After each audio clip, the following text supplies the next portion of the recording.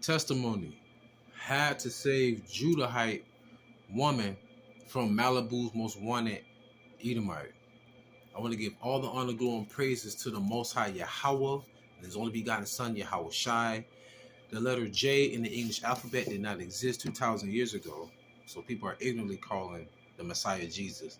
Double honors to my elders at Great Millstone, who told me the truth of the Spirit. Single honors to the elect, peace and blessings to the 1/3, and to the confusion that faces in the four corners of the earth. Shalom.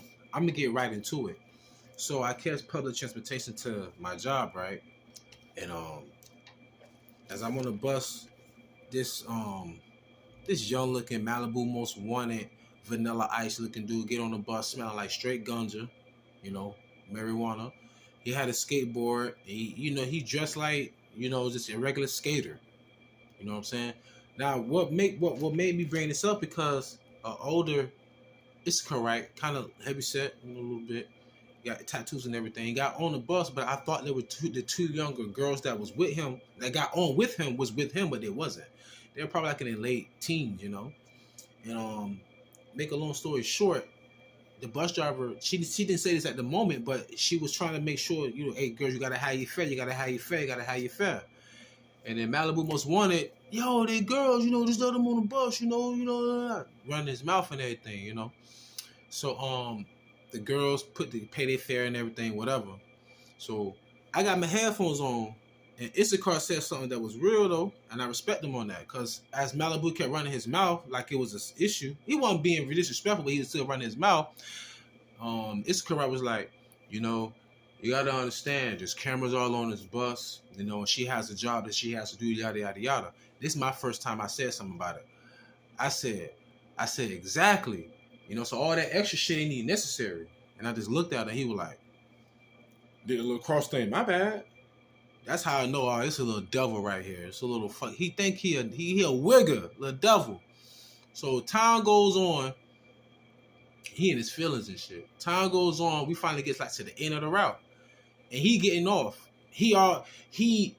As he pulls the string, he's trying to walk while the bus is in motion. He's stumbling all to the bus, dropping his phone, all kind of crazy shit. I'm like, what's going on with this dude? I already know he inebriated. I can smell it on him. You know what I'm saying? From the whatever.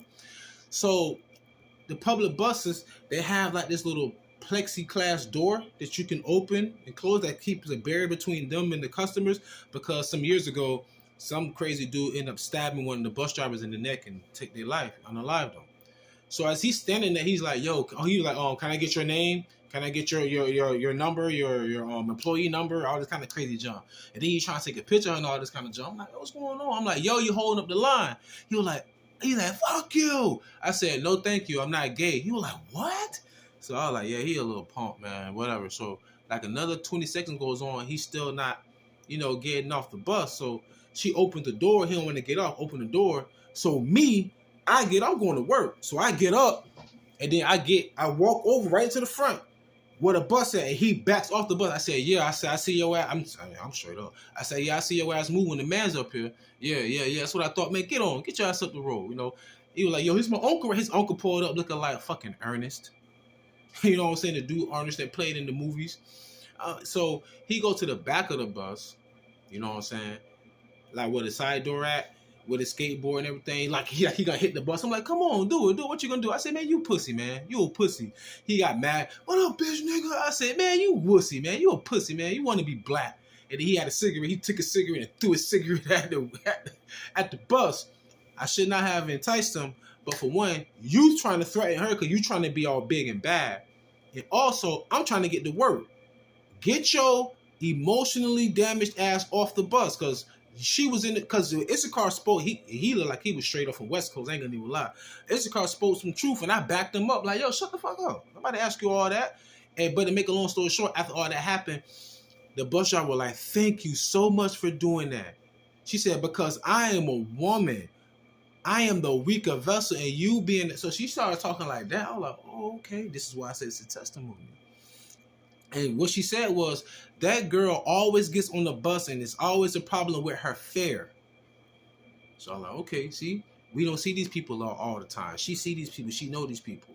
So Malibu most wanted should have just kept his mouth shut anyways. You know? But anyhow, and she was saying, you don't know who these people be these days, and I'm glad I know his face so he can't get on anymore. But I'm so glad you was here to do that, because most men, they wouldn't really do anything, especially with our people. That's what she was saying. And she was like, I am the weaker vessel, so I need a man. I believe in the Bible. I read my Bible. I said, I understand that. You know what? Even the scripture says, where there is no hedge, she was like, she said, the possession is spoiled. At that moment, it didn't really click, but she literally recited something that I quoted out of the Apocrypha. So then a minute go by, I was like, yeah, we just breaking bread. Like, it was real beautiful. We're breaking bread, talking about a man's role to protect the woman and all these things like that. And she was like, I'm just a woman. She wanted kind of, heavy set sister, whatever. Kind of talk kind of obnoxiously, but she's not rude. She just talk obnoxiously. But I could just sense it in her, like she was just so happy that I was there to do that. And I said, do you read the 1611 King James Version Bible, the Apocrypha? She said, I don't read nothing else. That's all we read. We? She said, yeah. I said, your church? She said, yeah. So it was just that moment. Just lets me know that you women, no matter how, because like I said, she talks obnoxiously, sometimes can be kind of irritating. But at the end of the day, that woman, I seen it in her face, like, thank God you was here. They don't tell her what he could have tried to do to her. And there was 2 other dudes on the bus, and they no lie, they was scrawny. They wasn't gonna do nothing. And he wasn't gonna do nothing either. He was probably like 6 feet tall, 110 pounds soaking wet, man. You know what I'm saying? But it's not even about being physical. It's a simple fact that she was a woman and he's a man. And one thing I tell you about Esau, he's a fucking coward.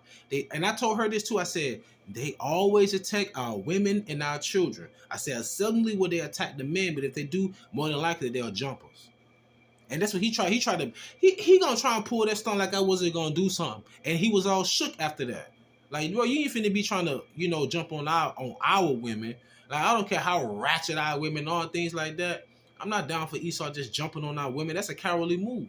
But hey, if our women want to fight a man, hey, you gonna lick your wounds when you're done. You know what I mean? But I just wanted to bring that out. A quick testimony. Sirach chapter 36, verse 25. Where no hedge is, where no man is, there the possession is spoiled. Because the scripture says, he that getteth a wife getteth a possession. Matter of fact, let me start that. Sirach 36 and 24. He that getteth a wife beginneth a possession. Common, okay. A help like unto himself and a pillar of rest. Verse 25. Where no hedge is, the man, there the possession is spoiled. And he that hath no wife will wander up and down mourning. So that woman could have easily been, without a man, could have been taken. Even though he's scrawny, she bigger than him, she probably could have got the best of him. She had outweighed him almost twice as much. I'm just being honest. He's still a man at the end of the day, a young man at that. So going to a quick precept in Isaiah 32, and I'm gonna close out. Like I said, it's a quick testimony, and I also have another testimony I have to bring out too, where I didn't get into it, but it was like a kind of somewhat of a fervent back and forth about the scriptures about heaven and hell, and he tried to use Lazarus as a scripture in Luke. He kept saying Luke 16, Lazarus, that which he literally think that's hell. And I said, sir, do you know what a parable is, right? I said, so you believe in that literally? And me, I'm sorry, man. I went to my old ways. I was like, see, that's why I can't take Christianity seriously, man. I said, that is dogma to me, sir. I'm so sorry, sir. That's fictitious. I was insulting, but I kept apologizing after I was insulting him. But it wasn't really an insult. It was just the truth. I'm like, that's dogma. That's fictitious. I said, you really believe in heaven? I said, you really believe in heaven and hell? So you telling me there ain't no heaven? In Genesis, it said hell. So it's a whole nother story. But going back to the book of Isaiah chapter 32, verse 2. And a man shall be as an hiding place from the wind, and a covert from the tempest, as rivers of water in a dry place, as the shadow of a great rock in a weary land. That's what a man gonna be like in that day. Even in Isaiah 13, it's saying a man shall be more precious than the fine gold of Ophir.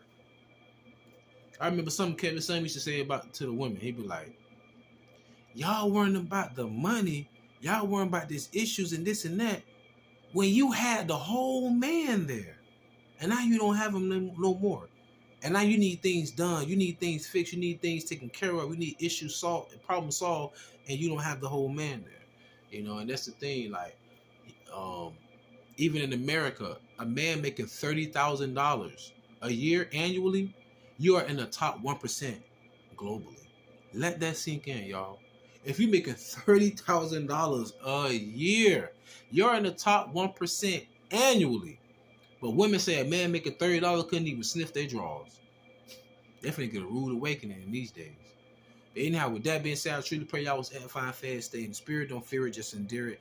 Ask for forgiveness, pray without ceasing, stay humble, remain diligent. Kwame Allah, Shalom.